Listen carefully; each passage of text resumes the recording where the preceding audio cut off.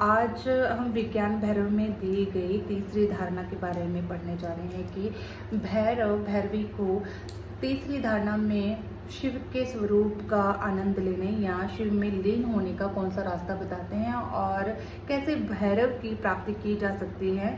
इसको धारणा नंबर 3 में किस तरह से भैरव भैरवी को बता रहे हैं, इसको आप ध्यान से सुनिए।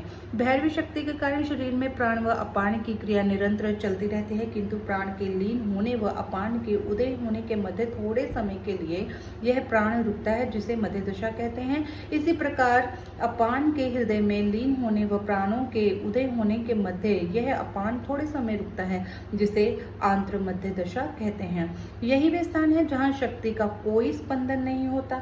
इस शांत अवस्था में ही भैरव स्वरूप चेतन शक्ति का अनुभव होता है। यह मध्य दशा आरंभ में थोड़े समय के लिए ही होती है, एक क्षण के लिए, किंतु योगाभ्यास द्वारा इसे बढ़ाया जा सकता है। जब यह मध्य दशा इतनी बढ़ जाती है कि वायु रूप प्राणात्मक और अपानात्मक शक्ति ना तो हृदय से द्वादशांत तक जाती है और ना द्वादशांत से हृदय तक वापस लौटती है, तो इस अवस्था में पहुंचा योगी बाह्य पदार्थों को तथा आंतरिक भावों को अर्थात समस्त विकल्पों को ध्यान रूपी अग्नि में भस्म कर देता है। वह अपने समस्त इंद्रिय समूह को आलंबन के अभाव में अपने स्वरूप में विस्तीर्ण कर देता है। उस समय ऐसी प्रतीति होती है जैसे ये इंद्रियां अपने अद्भुत स्वरूप को आंखें फाड़कर देख रही हों। यह उसकी निर्विकल्प अवस्था है, जिसमें प्रवेश करने पर साधक स्वयं भैरव स्वरूप हो जाता है, अर्थात अपने वास्तविक स्वरूप आत्मा का उसे ज्ञान हो जाता है। इस समय प्राण और अपान का स्पंदन बहुत कम हो जाता है। यही समाधि दशा है।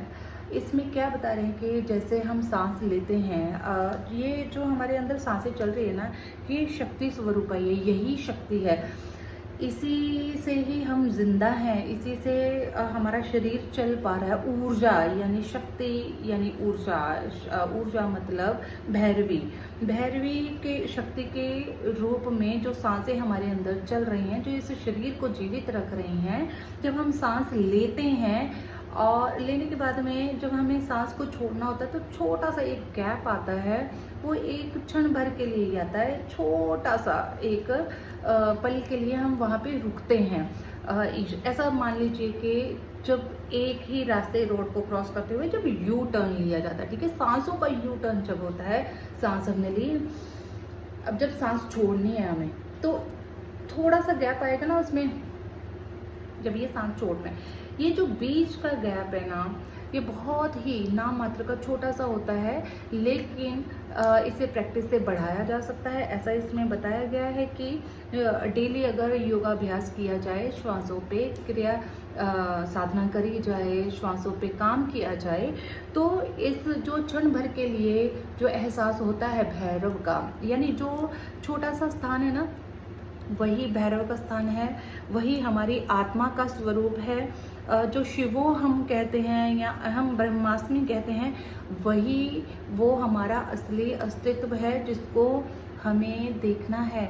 उसी को देखने के लिए हम ये सारे अभ्यास करते रहते हैं।